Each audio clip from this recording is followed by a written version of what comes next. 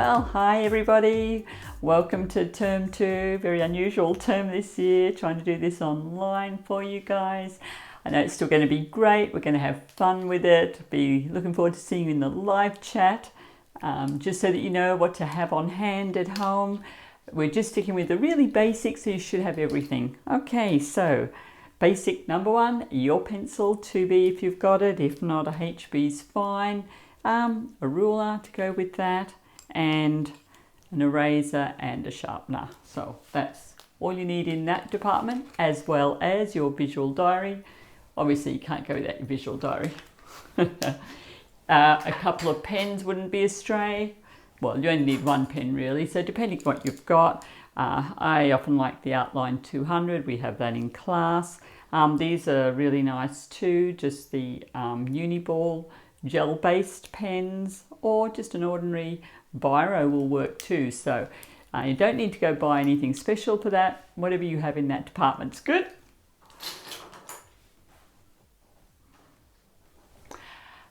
Some coloured pencils. So just ordinary coloured pencils are fine. Whatever you've got at home will work. Or if you've got them, I know some of you do, it'd be good to have even some watercolour pencils as well, because they're always great. They're fun to have. And for mums and dads that don't know, they're just pencils that work well with water, so the kids can show you. If you want to have some painting. Okay, so I've just got here, the Faber-Castell watercolours. They're quite a nice little palette, not too dear.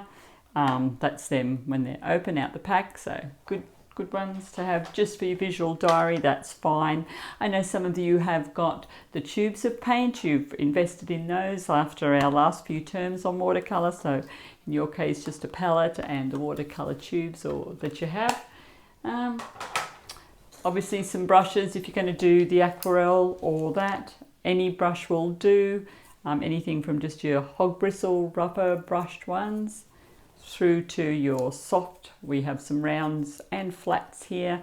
So if you've got a round, just good if you can have one that does have a fine point tip for you if you like doing detail, but obviously it's fine to go with whatever you have.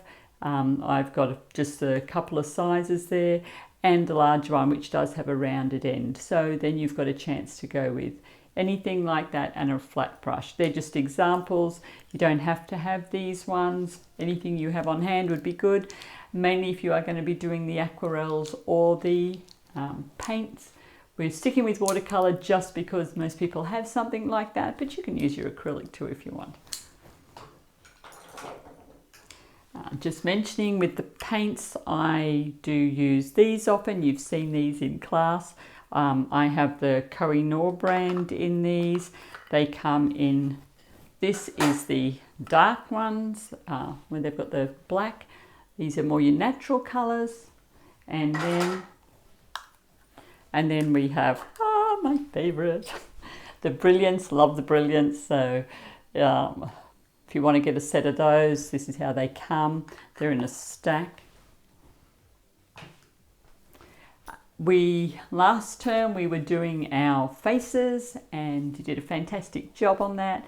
We'll finish that off a little bit more when we are together, but for this term we are moving into doing some figures. So we're going to start simple with how to get our proportions and everything. So if you have got, and I know a few of you actually do have the little mannequins.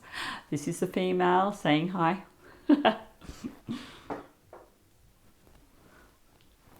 And a male running in close second. So you can use these. All the parts do move. They're quite stiff. They only move a certain amount. Obviously, there's no flexibility in the joints, but we're just looking at the proportions with these. So that's all you need. And together we'll just have a look at how to break down measuring the human body through using the mannequin initially. Okay.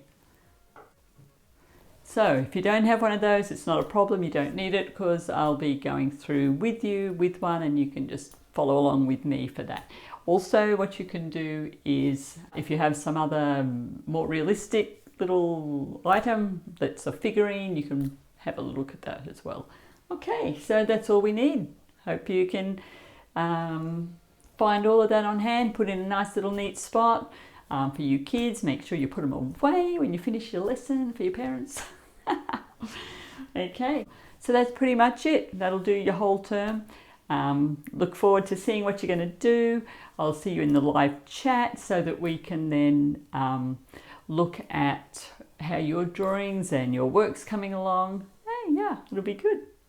See you in the live chat. And that's it for this. We'll get started on the lesson.